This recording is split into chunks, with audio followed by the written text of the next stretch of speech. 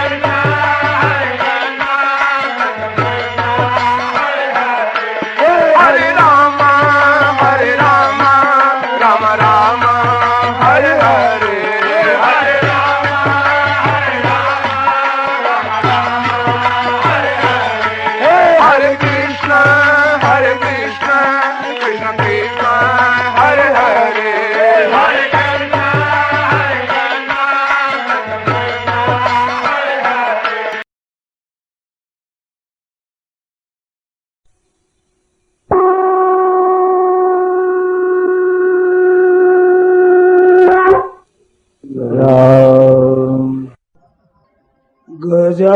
ગજાનનં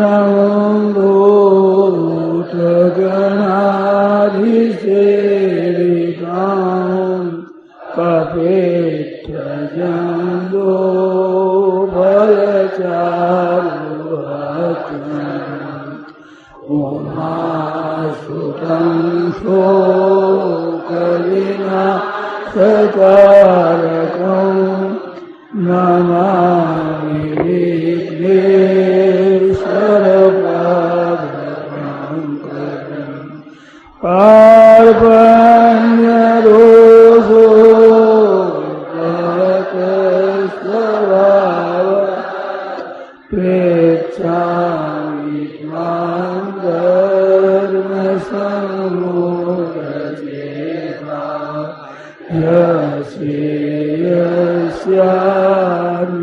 યસ્યાન્નિશ્ચિतं રોહિतं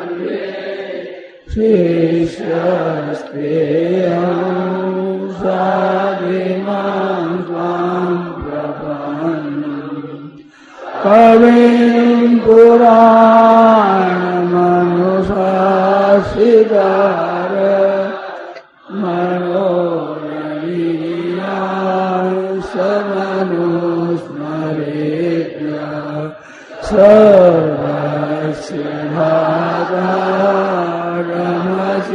ભાગારમચિંતરૂપ માદિત્યવર્ણં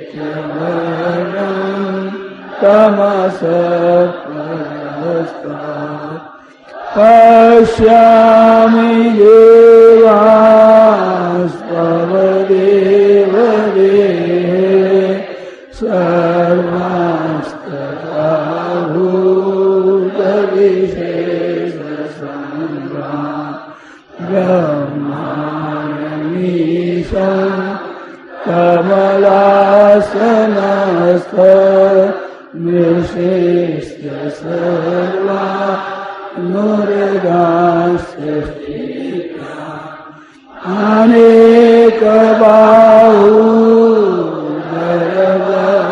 અનેકબાહુધરવક્ત્રનેત્રં પશ્યામિ ત્વાં સર્વતોન્નતરૂપં નાન્तं મધ્યં ન પુનસ્તવાદિ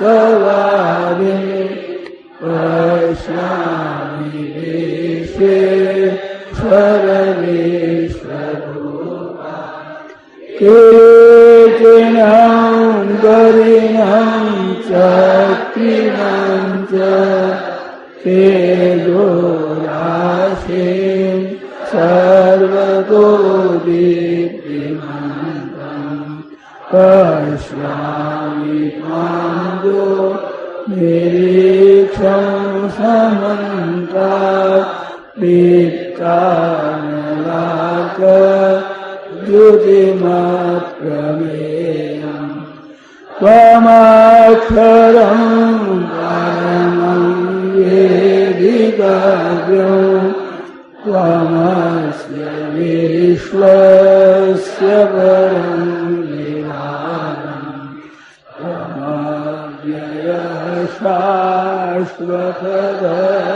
શાશ્વતધર્મગોપ્તા સનાતનસ્ત્વં પુરુષો મતો મે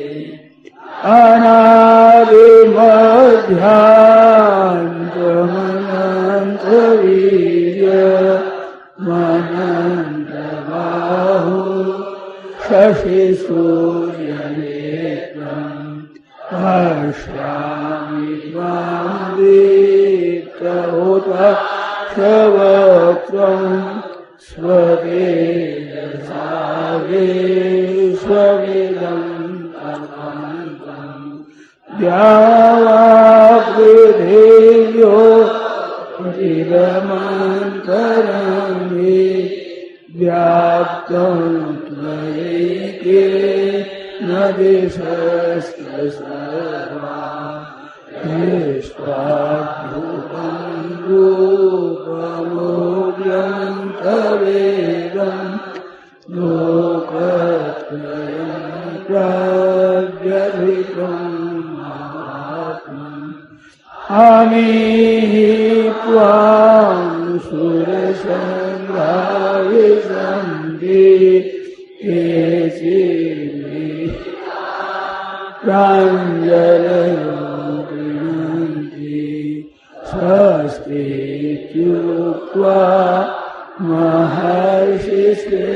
महर्षिसिद्धसङ्घा स्तुवन्ति त्वां स्तुतिभिः पुष्कलानि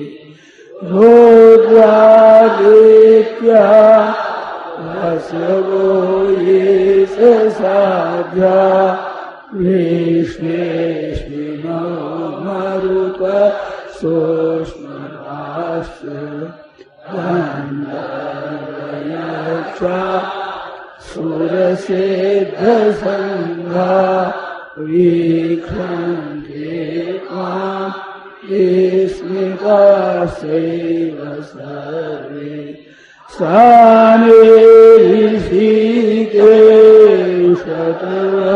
सानेषिकेशतवप्रकीर्त्या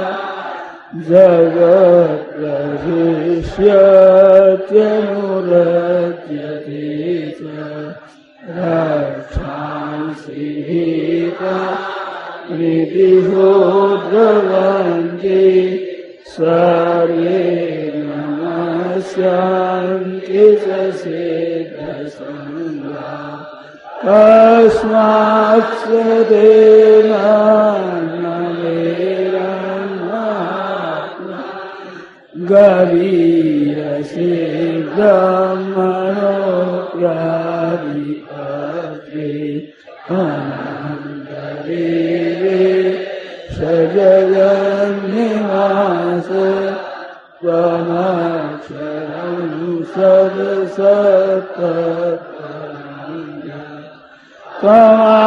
त्वमादिदेव पुरुषः पुराण त्वमस्य विश्वस्य परं विधानम् भित्तासि वेद्यं च परं च धाम त्वया ततं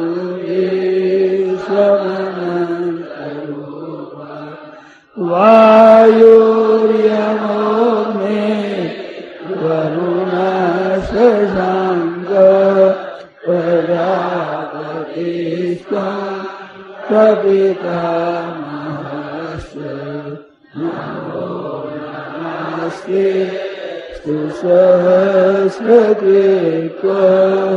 पुनश्च भूयोऽपि नमो नमस्ते नमः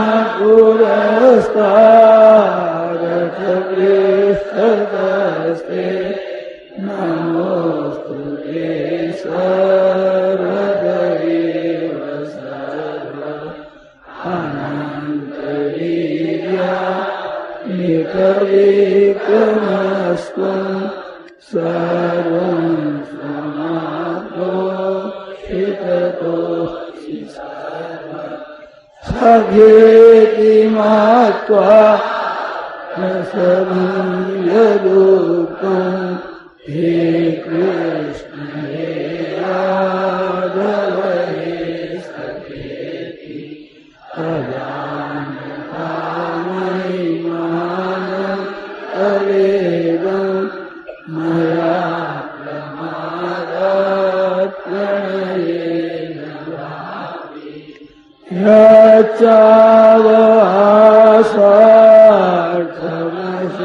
यच्चावहासार्थमशक्तिदोषि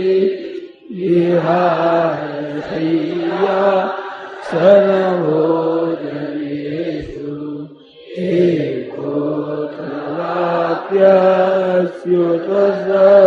एकोऽथवाप्यस्युतसमक्षं तत्क्षामये त्वा नाहमप्रमेयम् पितासि लोकस्य चराचरस्य त्वमस्य पूज्यस्य गुरुर्गरीया न त्वस्तमोऽस्त्यधिककुतोऽन्यो लोकत्रयेऽप्यप्रतिमा तस्मात् प्रणम्य प्रणिधाय कायं प्रसादयित्वा महमीशमीड्यं पितेव पुत्रस्सखेव सख्यो प्रियः प्रियायार्हसि देव सोऽहम् त्वमेव माता च पिता त्वमेव त्वमेव बन्धुश्च त्वमेव त्वमेव नित्या द्रविणं त्वमेव त्वमेव सर्वं मम देव देव।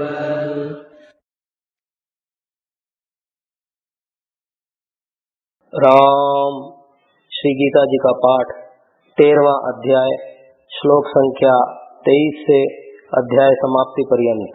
वसुदेवसुतं देवं कंसचाणूरमर्दनं देवकी परमानन्दं कृष्णं वन्दे जगद्गुरुम्।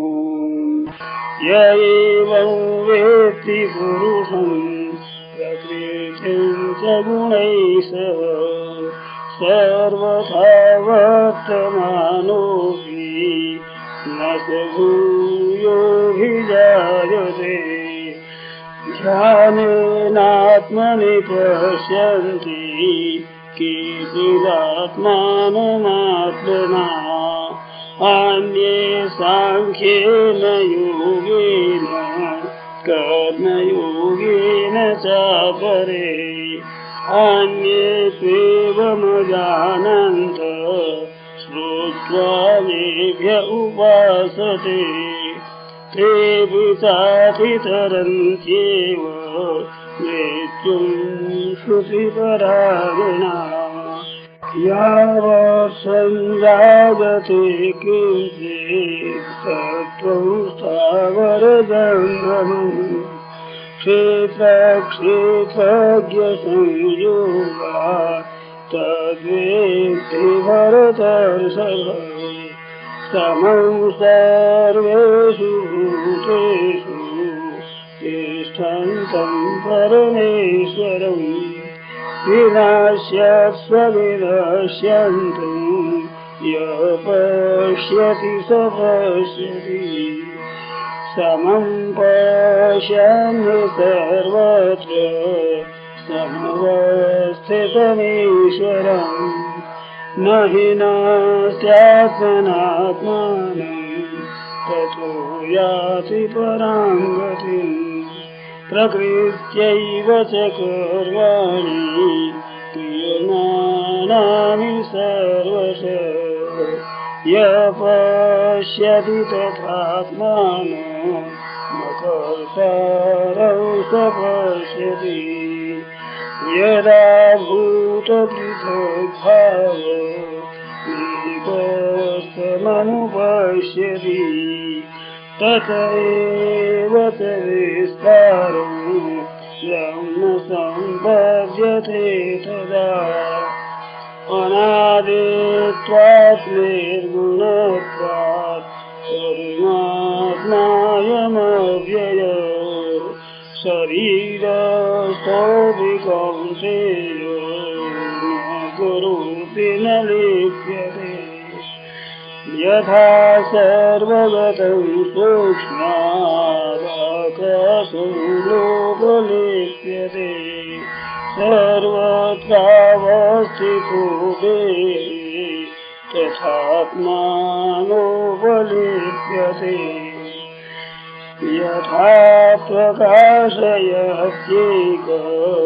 कृष्णं लोकमिमं रविः क्षेत्रं क्षेत्री तथा कृष्णं प्रकाशयति भारत क्षेत्रक्षेत्रज्ञयोरेव मन्तरं ज्ञानचक्षुषा भूतप्रकृतिमोक्षं च ये विदुर्यान्ति ते परम् क्षेत्रक्षेत्रज्ञयोरेव मन्तरं ज्ञानचक्षुषा भूतप्रकृतिमोक्षं च ये विदुर्यान्ति ते परम् ये विदुर्यान्ति ते परम्। ॐ तत्सत्। श्रीमद्भगवद्गीतासूपनिषत्सु श्री कृष्णार्जुनवाले क्षेत्र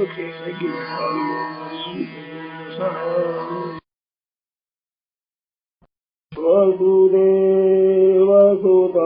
देवं कंसचारूरमर्दनं देवकी परमानन्दं कृष्णं वन्दे जगद्गुरुं कृष्णं वन्दे जगद्गुरुं।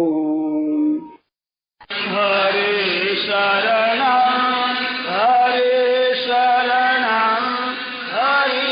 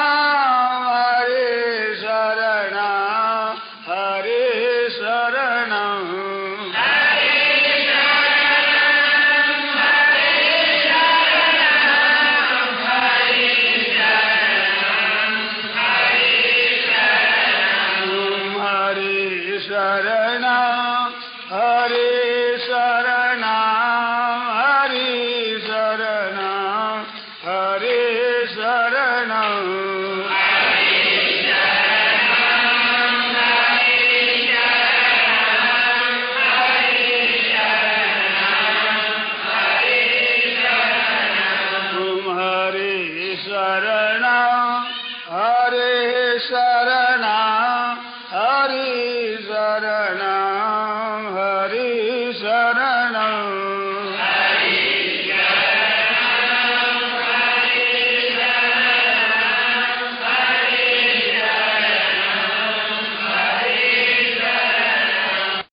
नारायण नारायण नारायण नारायण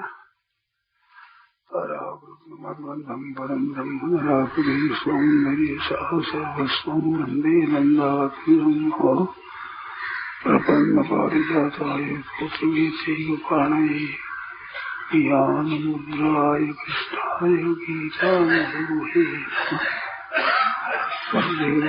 देवं कंसचानूरमर्दनं देवकी परमानन्दं कृष्णं वन्दे जगद्गुरुं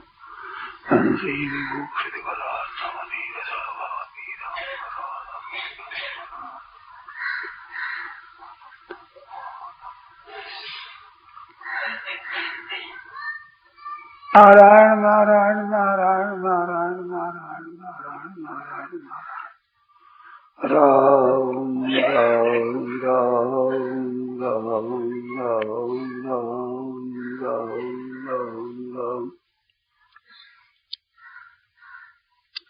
यदा हि नेन्द्रियार्थेषु न कर्मसु अनुसज्जते सर्व संकल्प सन्यासी योगारूढ़ तदुच्यते। ये योगारूढ़ के लक्षण बताए गए हैं। पहले कहा कि आरुक्षोर मुनेर योगम कर्म कारणम उच्यते। योग में आरूढ़ होने के लिए कर्म कारण है। और वो जो योग आरूढ़ हो जाए उस योगारूढ़ तस्यैव क्षमा, योगारूढ़ होने से एक शांति मिलती है। वो शांति परमात्मा की प्राप्ति में कारण है। योगारूढ़ से तस्यैव क्षमा कारण उच्यते। इसका तात्पर्य कि ये जो योगारूढ़ अवस्था है उसमें राजी नहीं होना है। भोगोगे तो यहाँ अटक जाओगे। शांति है ना, जैसे भोगों में अटकता है ऐसे तो नहीं, बन करीब करीब वैसा ही शांति में अगर रमण किया, शांति का भोग किया, शांति में खुश हुए तो कई दिन आपको लग जाएंगे, फिर रुचि आपसे हो जाएगी। जैसे खेल में बालक की रुचि रहती है, रुपयों में रुचि रहने पर खेल में रुचि आपसे आप मिट जाती है, ऐसे उस शांति में रुचि भी मिट जाएगी। वो शांति ज्यादा रुचिदायक नहीं होगी जब तक उसकी नहीं मिली है, अनुभव नहीं हुआ तब तक शांति बहुत बढ़िया मालूम देती है। पर उस शांति में कुछ दिन रहो तो आपसे आप रुचि होगी, बस दिन लगेगा कुछ। और उस शांति का उपभोग न करो, शांति से उपराम रहो तो बहुत जल्दी स्थिति हो जाएगी। ये उसमें एक थोड़ा समझना है। अब योगारूढ़ नाम किसका है तो तीन बात बताई। यदा ही नेन्द्रियार्थेषु और न कर्मसु अनुसज्जते, पदार्थों में क्रियाओं में आसक्ति न हो। ये दो बात बताई। एक बताई सर्व संकल्प सन्यासी, सब संकल्पों का सन्यास। तो संकल्प ना किसका है, ऐसा होना चाहिए ऐसा न होना चाहिए, इसको संकल्प कहते हैं। ऐसा मिलना चाहिए ऐसा नहीं मिलना चाहिए, ऐसा संयोग होना चाहिए ऐसा संयोग नहीं होना चाहिए, ऐसा होना चाहिए ऐसा नहीं होना चाहिए, इसका नाम है संकल्प। तो इंद्रियों के अर्थों में और क्रियाओं में आसक्ति न हो, और भीतर से ये आग्रह ने भी होना चाहिए नहीं होना चाहिए, उनका सर्वथा त्याग कर दिया, योगारूढ़ हो गए। तो योगारूढ़ किसका नाम है, योग में आरूढ़ हो जाए, योग में स्थित हो जाए। योग से चलित मना होता है तब वो योग भ्रष्ट होता है। योग मारूढ़ वो चलित हो गया तो योग भ्रष्ट हो गया, और हमें स्थित रहा तो योग भ्रष्ट नहीं हुआ। तो योग नाम किसका है, योग के कई अर्थ है, पर गीता का खास योग है समत्वम योग उच्यते। ये परिभाषा है, समत्वम योग उच्यते। तो समता है इसका नाम योग। तो समता में स्थित रहना, तो नहीं यदा ही नेन्द्रिया से, इंद्रियों के अर्थों में भी आ सकती नहीं और क्रियाओं में भी आ सकती नहीं। पदार्थ भी मिले न मिले, क्रिया भी हो और न हो, तो कोई आग्रह नहीं होते से कृत्य न अर्थ न अकृत्य नहीं है, न करने से कोई आग्रह है न करने से कोई मतलब है। और किसी प्राणी के साथ कोई संबंध है नहीं थे, नहीं से कृत्य न अर्थ न अकृत्य नहीं है, न से सर्वभूतेषु का से दर्शक। तीन बात इसमें बताई। अब ये श्लोक ठीक समझना है कि यदा ही नेन्द्रियार्थेषु न कर्मसु अनुसज्जते, इनमें आसक्ति न करे। क्यों नहीं करे, अब ध्यान देकर आप लोग कृपा कर सुनो और फिर संदेह को जो पूछो। जितने पदार्थों के संबंध है, ये संबंध आगंतुक है। मानो संयोग है और वियोग है। हर एक पदार्थ का संयोग है और वियोग है। वस्तु का संयोग है और वियोग है। व्यक्तियों का संयोग है और वियोग है। बातों का संयोग है और वियोग है। ऐसे क्रियाओं का करना क्रियाओं का संयोग है। क्रिया का समाप्ति हो जाना क्रियाओं का वियोग है। ऐसे संकल्प है। सर्व संकल्प तो संकल्प का भी संयोग और वियोग होता है। संकल्प पैदा हुआ संयोग हुआ, संकल्प मिट गया वियोग हो गया। तो संयोग और वियोग पदार्थों के साथ ही है, क्रियाओं के साथ है, मानसिक भावों के साथ ही है। कहते ये सर्व संकल्प सन्यासी क्यों कहा? जब इंद्रियों के अर्थों में क्रियाओं में आसक्ति नहीं है तो संकल्पों की आसक्ति रही नहीं, फिर सर्व संकल्प क्यों कहा? तो देखो, शरीर वांग मनोविद यथ कर्म प्रारभते नर। मनुष्य जब कर्म का आरंभ करता है शरीर से, मन से, वाणी से, इनसे संबंध करता है। तो ये क्रियाएं होती है, मानसिक क्रियाएं होती है, शारीरिक क्रियाएं होती है, वासनिक क्रियाएं होती है, इंद्रिय क्रियाएं होती है, अंतःकरण क्रियाएं होती है। तो ये क्रियाएं हुई। उन क्रियाओं में आसक्ति न हो तो आसक्ति कब न हो? क्रियाएं हो चाहे क्रियाएं न हो, हमारे में कोई फर्क नहीं पड़ता। संयोग हो जाए चाहे वियोग हो जाए, हमारे में कोई फर्क नहीं पड़ता। अब इसमें एक संयोग और वियोग की बात कहता हूँ, विशेष ध्यान देने की। आपका और हमारा मिलन हुआ, ये हुआ संयोग, और आपका और हमारा बिछड़ना हो गया, ये हुआ वियोग। ये तो सीधी बात है। इन दोनों में अगर विचार किया जाए, संयोग में और वियोग में, तो संयोग है वो अनित्य है और वियोग है वो नित्य है। ये बात खास समझने की है। खास समझने की बात है, संयोग और वियोग में आपका हमारा मिलन हुआ और विसरण होगा, तो मिलने का तो विसरना जरूर होगा, पर बिछड़ा उसका पिछा योग संयोग हो जाएगा, ये नियम है। ये नियम नहीं। तो वियोग अवश्य होगा, वो वियोग नित्य है और संयोग अनित्य है। कैसे नित्य है वियोग? पहले आप नहीं मिले तो वियोग रहा, और आप बिछड़ गए तो वियोग रहा, तो वियोग तो सही रहा ना। और जितनी देर आप मिले उतनी देर भी वो संयोग वियोग में ही बदलता है निरंतर।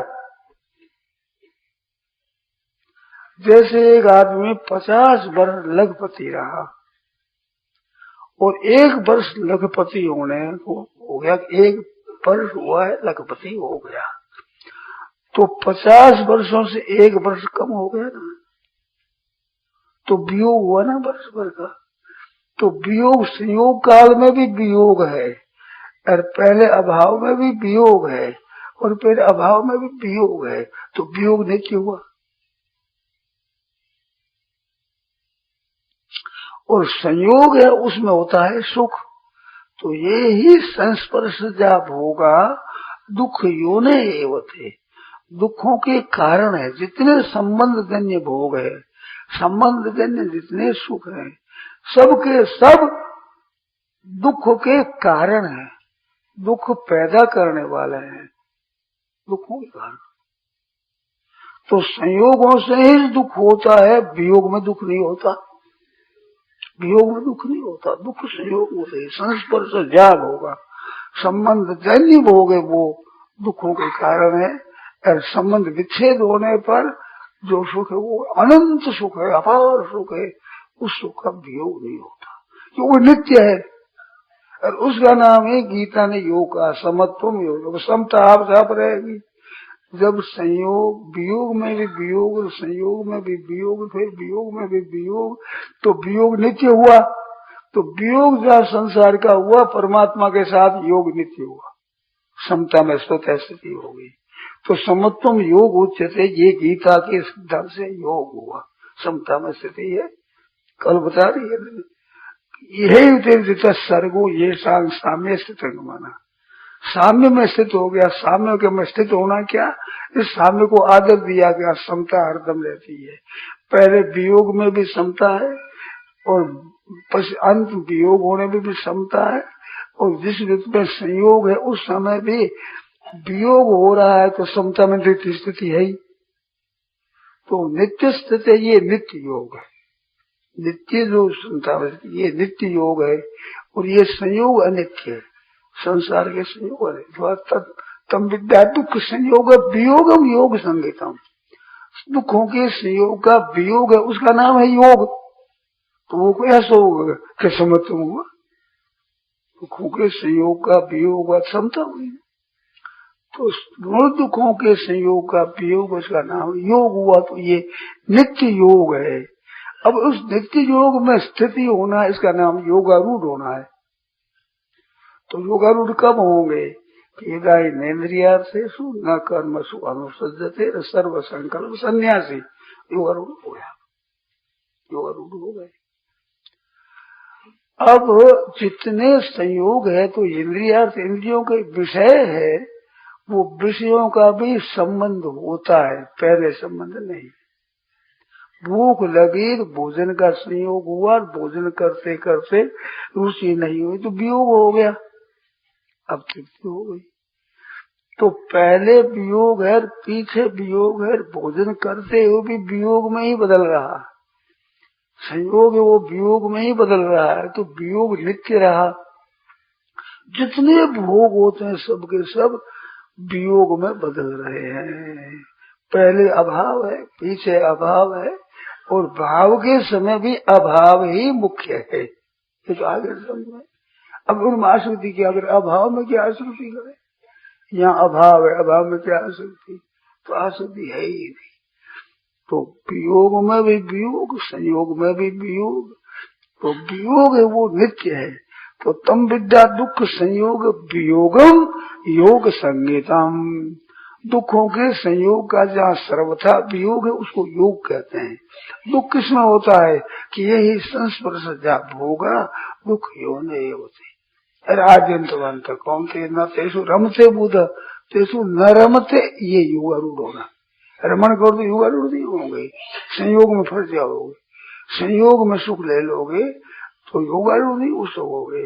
इस वास्ते कहा कि भाई इसमें सुख में है नहीं, न तेसु रमते बुधा, बुधा विवेकी उसमें रमण नहीं करता, क्योंकि रमण करना ही दुखालय है।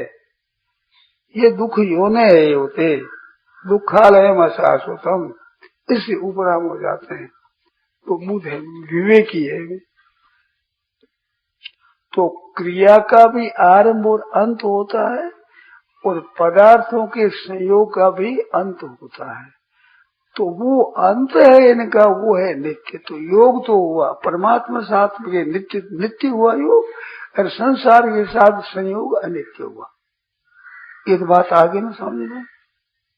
क्रिया पदार्थ वस्तु व्यक्ति अवस्था परिस्थिति कुछ भी कह दो, पर इनके साथ वियोग था, वियोग रहेगा, और संयोग अवस्था में वियोग में ही बदल रहा है। तो वियोग ही नित्य है, ये बात खास समझने की है। ये वियोग ये नित्य योग है। संसार से जहाँ वियोग है, परमात्मा का योग आपका नित्य है। परमात्मा में है आपकी, चाहे आप समझें चाहे ना समझें, आपके ख्याल में आवे चाहे ना आवे, परंतु आपकी परमात्मा में स्थिति है।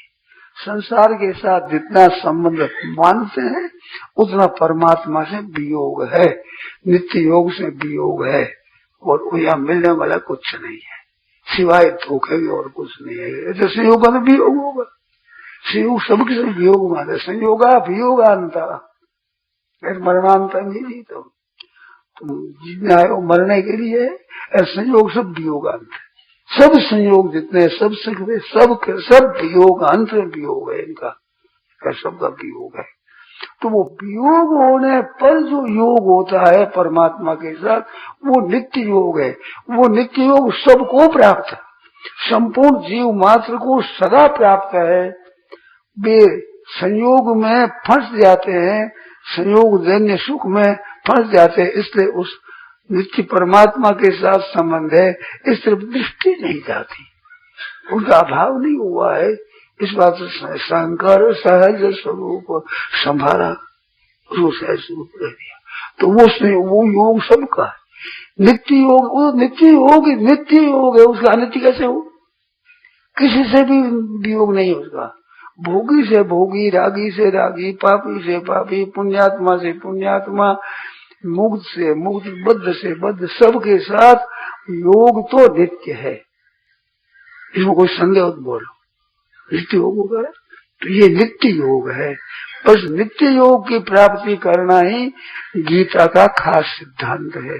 नित्य योग प्राप्ति क्या करना है कि अप्राप्त को मिटा देना ही प्राप्त करना है, क्यों प्राप्त तो है ही, अप्राप्त के साथ संबंध किया है, इसी से नित्य प्राप्त की तरफ से हम विमुख हो गए हैं बस। और नित्य प्राप्त में योग का तो अभाव हुआ नहीं, योग तो है जो का क्यों है, केवल हमारी दृष्टि उधर न रहने से, संयोग जन सुख में फंस जाने से नित्य योग का अनुभव नहीं हुआ। तो ऐसा नित्य योग सबको प्राप्त है, सबको प्राप्त है। ये आप मूर्ख से मूर्ख, विद्वान से विद्वान, समझदार से समझदार, बेसमझ समझ, नित्य योग का वियोग कभी नहीं हुआ, कभी होगा नहीं, कभी हो सकता नहीं, संभव नहीं है नित्य योग का। और संयोग का वियोग था, वियोग होगा, वियोग हो रहा है, इसका कभी संयोग रह सकता नहीं, वियोग में ही बदलेगा। और नित्य योग का कभी वियोग हुआ नहीं, होगा नहीं। संयोग के संयोग में मान लो संयोग को आप नहीं रख सकते, और वियोग आपको छोड़ नहीं सकता, निरंतर वियोग होगा। भोगों के बीच में रसे पचे का भी नित्य योग से वियोग नहीं होता है। उन भोगों में रसे पचे रहने से आपकी वृत्ति उधर रह जाती, फंस जाते हो, पर नित्य योग का वियोग नहीं होता। नित्य वियोग अखंड योग है, अखंड सत्य है, सिद्ध अखंड योग है। इस बात से उसका नाम है नित्य योग। इसी को गीता ने योग कहा है। सिद्ध सिद्धियों समो भूत्वा समत्वम योग उच्यते तम विद्या दुख संयोग वियोगम योग संगीतम। ये दो जगह की परिभाषा है योग की। ये योग हुआ नित्य योग। अब संयोगों का वियोग होता है, नेन्द्रियार्थेषु, इंद्रियों के अर्थों का संबंध होगा तो वियोग मुख्य रहेगा। ऐसे क्रियाएं होगी उनका भी वियोग मुख्य रहेगा। क्रियाओं का पहले अभाव है, पीछे अभाव है, और क्रिया करते हुए भी अभाव में जा रहा है। जैसे हम व्याख्यान पहले नहीं देते थे, अब व्याख्यान देने लग गए और फिर व्याख्यान समाप्त हो जाएगा, तो व्याख्यान जितना देते हैं वो भी समाप्ति में ही जा रहा है, व्याख्यान में नहीं जा रहा है, व्याख्यान के अभाव में जा रहा है। अब हमारे 10-12 मिनट बाकी रहे तो इतना ये अवस्था है, फिर बात मर जाएगी, तो या क्रिया तो मर जाएगी, क्रिया का अभाव हो जाएगा।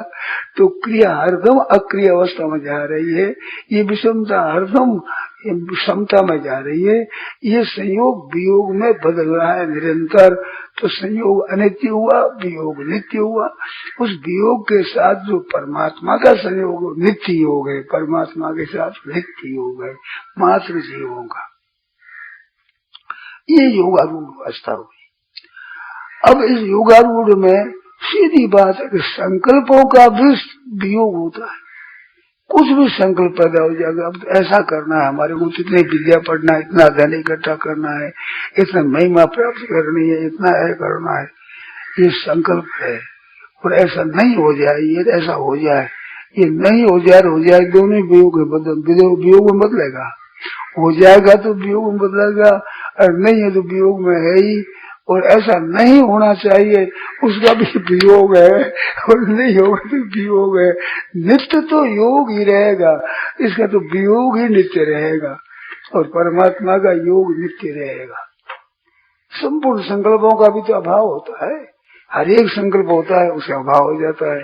चाहे छोड़ दो चाहे पूरा कर दो, संकल्प पूरा करो तो संयोग नहीं रहेगा और संकल्प पूरा नहीं करो तो नहीं रहेगा। ये सर्व सन्यासी स्वतः सिद्ध आप है। तो स्वाभाविक आपकी स्थिति योग में है। सबकी, जानकार अनजान, पापी पुण्यात्मा, मुक्त और बद्ध, सबकी सिद्ध योग में स्थिति है। इस वास्ते योग नित्य है और संयोग अनित्य है। अब अनित्य में आप फंस जाते हैं, संयोग में रस लेने लगते हैं, तो नित्य योग से विमुखता हो जाती है। नित्य योग का वियोग नहीं होता, नित्य योग का वियोग नहीं होता, विमुखता होती है। तो सन्मुख हो जीव मोई जब ही कि जन्म कोटि अग्नाशी तब ही। जब योग के सन्मुख हो जाओगे तो अनंत कोटि जन्मों के पाप नष्ट हो जाएंगे। पाप बेचारा कहाँ टिकेगा? पाप तो विमुखता में ही टिकता है। नित्य योग के सम्मुखों ने पाप कहा, नित्य योग रहेगा पाप और कहाँ रहे? पाप मत पैदा ही नहीं, पाप तो पैदा होता है संयोग में सुख लेने से। इतने संयोग में सुख, दुख योने है, पापों के कारण है, पापों के योने है, दुखों के भी योने है, संयोग जन सुख है। तो संयोग सब अनित्य है, वियोग नित्य है। और वियोग है वो परमात्मा के साथ नित्य योग है। तो हृदय नेन्द्रियार्थेषु न कर्मसु अनुसद्धते, सर्व संकल्प सन्यासी योगारूढ़ तदोच्यते। उस समय में योगारूढ़ है। अब इस योग की प्राप्ति के लिए आरूढ़ शोर मुनेर योगम कर्म कारण मुझसे, योग में आरूढ़ होना चाहता है, उसमें कर्म कारण है। तो कर्म के कारण कर्म करते करते जब सबका वियोग हुआ तो योग रूढ़ हो जाओगे। तो पहले कर्म करना कारण हुआ, तो कर्म के द्वारा योग की प्राप्ति होना, उसका नाम कर्म योग। क्योंकि कर्मों की समाप्ति होगा, योग देते रहेगा। क्रियाओं की समाप्ति, पदार्थों की समाप्ति, संयोग की समाप्ति, परिस्थिति की समाप्ति, तो नित्य योग रहेगा कि नहीं? इसको नाम कर्म योग। कर्म करने के द्वारा कर्म योग हो गया। ऐसे ही भगवान के साथ संबंध जोड़ोगे तो संसार से संबंध टूटेगा, वो संबंध टूटेगा उतना संसार का होगा वियोग, और जितना वियोग होगा उतना वास्तव में परमात्मा के साथ संबंध जागृत हो जाएगा। अभी परमात्मा के साथ वियोग नहीं है, सबका नित्य योग है परमात्मा के साथ। जैसे समता के साथ नित्य योग है, विषमता के साथ संबंध बनाया हुआ है, ऐसे ही परमात्मा के साथ योग नित्य है। संपूर्ण प्राणियों का कोई ऐसा प्राणी नहीं जिसका परमात्मा से वियोग होता हो। कैसे होगा? सब देश में, सब काल में, सब वस्तुओं में, संपूर्ण क्रियाओं में, संपूर्ण परिस्थितियों में, संपूर्ण अवस्थाओं में, संपूर्ण घटनाओं में परमात्मा है ज्यों का त्यों, और आप है ज्यों के त्यों। तो उसका योग तो नित्य योग है। संसार को आदर दिया, परमात्मा से विमुख हो गए, यही वहाँ वियोग हुआ। और वो परमात्मा वियोग थे, आपसे विमुख होते नहीं। जब आप चाहो तभी ये सामान प्रपद्यन्ते। तो ये हुआ भक्ति योग।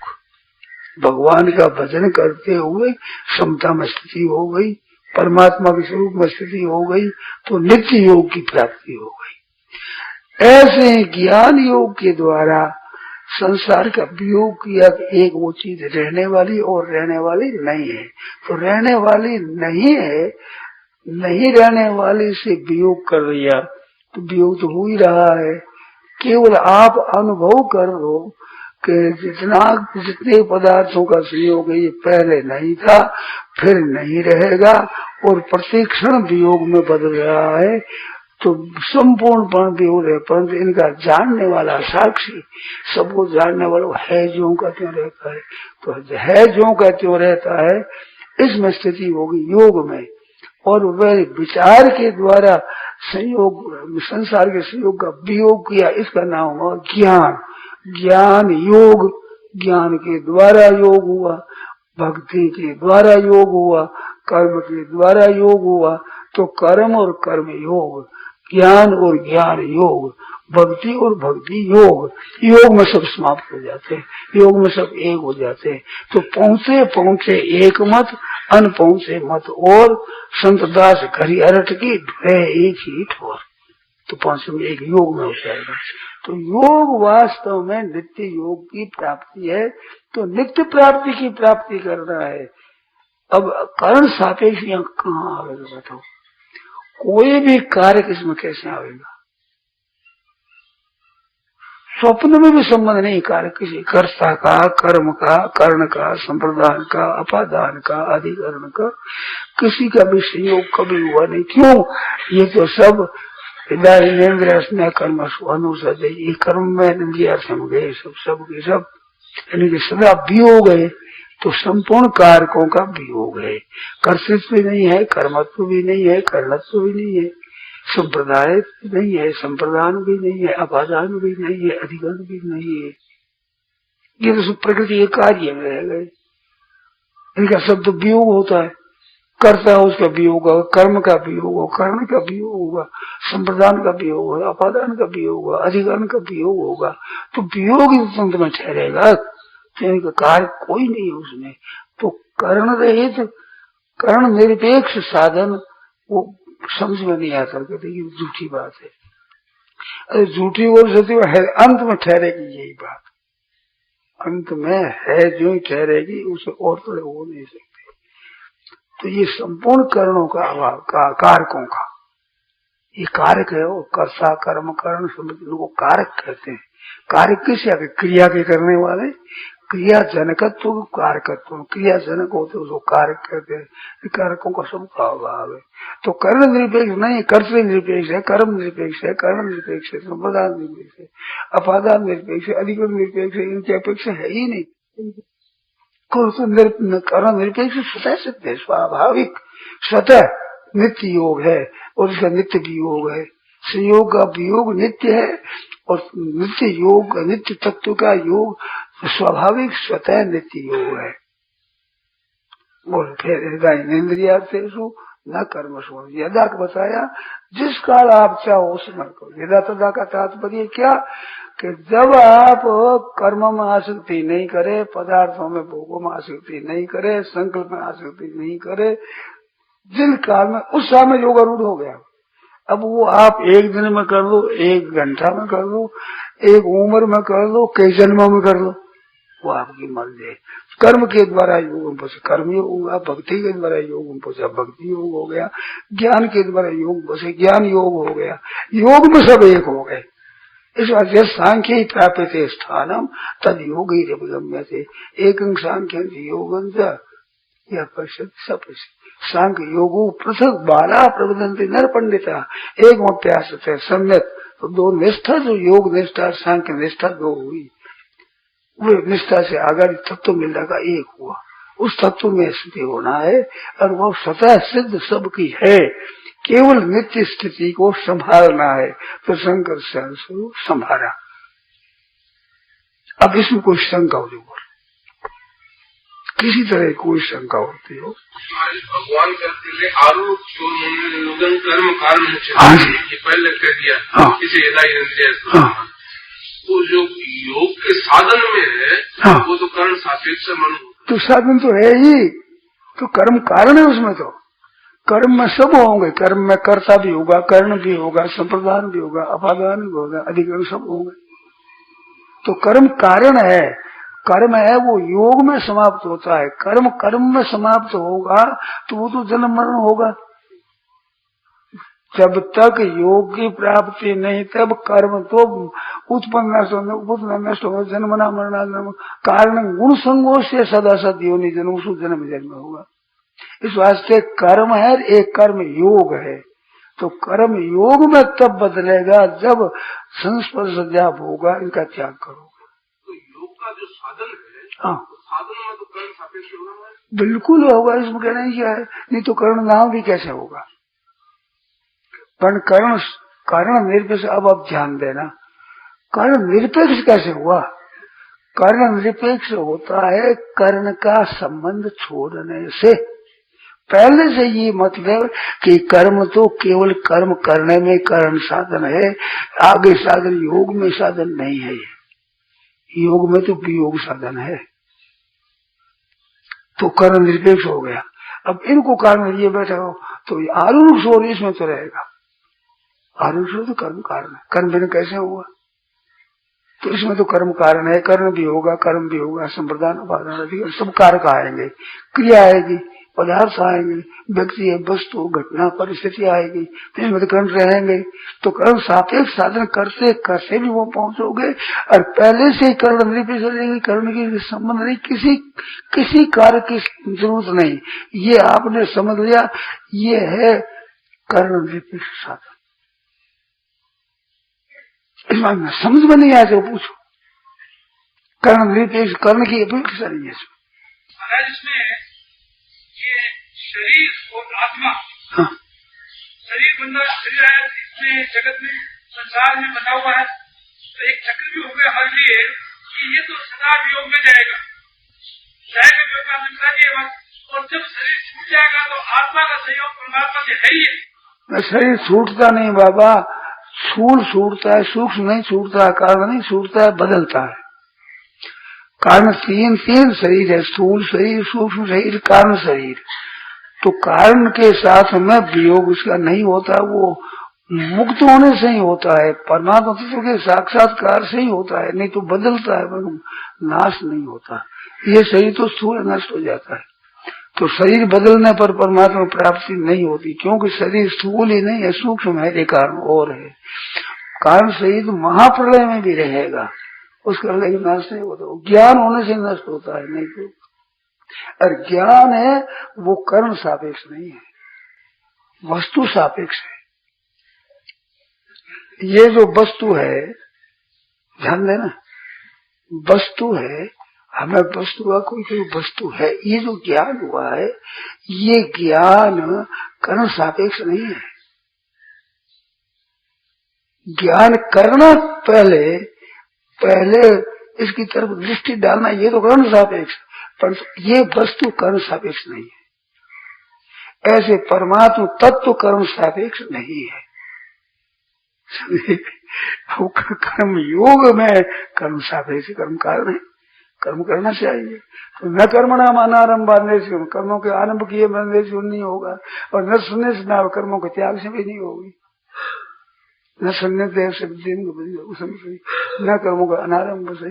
कार्य कब होगा कि कर्म में कर्म आरंभ होगा और कर्ण रहित में समाप्ति हो जाएगी। तो कर्ण रहित कार्य, कर्ण इसमें है ही नहीं, कोई कारक नहीं है, चुप हो जाओ, ये है कारण निरपेक्ष साधन। अब बोलो, खूब बोलो शंका।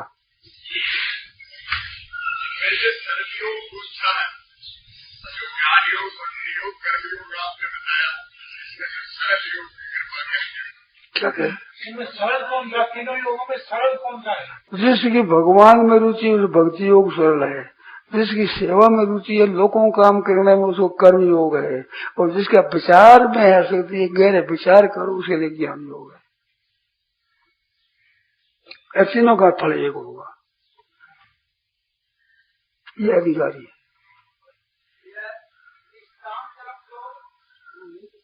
वो वही कर्मयोग को निष्काम कर्मयोग कहते हैं। बोलो, नारायण नारायण नारायण नारायण। क्या विचारने से स्थिति हो जाएगी, विचारने से नित्य योग हो जाएगा। बिल्कुल, विचारने से अविचार नष्ट हो जाए, अविचार नष्ट हुआ संसार नष्ट हुआ। संसार तो अविचार से सिद्ध है, विचार से तो सिद्ध होता नहीं। न रूप में से तो उपलब्ध थे, मिलता ही नहीं, विचार कर खत्म हो जाएगा। अविचार सिद्धा माया है, विचार सिद्ध नष्ट हो जाएगी। गोविंद गोपाल की जय हो। यह प्रवचन परम श्रद्धेय स्वामी जी श्री रामदास जी महाराज द्वारा विक्रम संवत 2047 श्री कृष्ण संवत 5216 वैशाख शुक्ल सप्तमी तदनुसार 1 मई 1990 को प्रातः करीब 8:30 बजे गीता भवन नंबर 3 स्वर्गाश्रम में हुआ। राम